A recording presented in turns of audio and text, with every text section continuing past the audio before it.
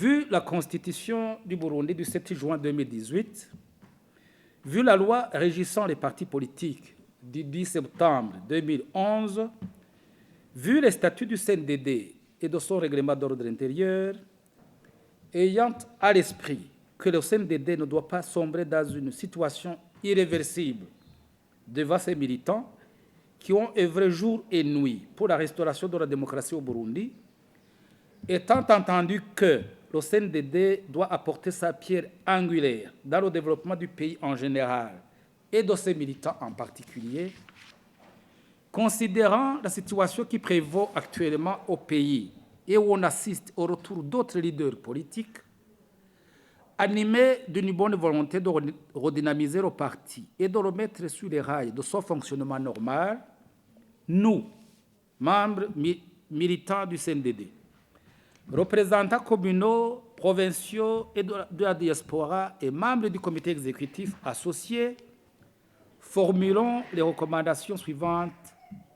en nous engageant comme suit. Premièrement, réserver une place d'honneur à l'honorable Nyangoma pour son rôle joué dans la lutte pour la démocratie, pour peu qu'il l'accepte. Deuxièmement, opérer des changements profonds au sein des organes dirigeants du parti au prochain congrès, de la base au sommet, en comblant les départs et en redynamisant les structures existantes et démotivées. Troisièmement, renouer le contact avec les sections du CNDD à l'extérieur pour les redynamiser afin qu'ils rayonnent et servent de relais dans sa diplomatie. Quatrièmement, assurer un leadership responsable, capable d'évoluer et d'adapter au temps à l'évolution politique nationale et internationale et à se défaire des différents problèmes liés à l'image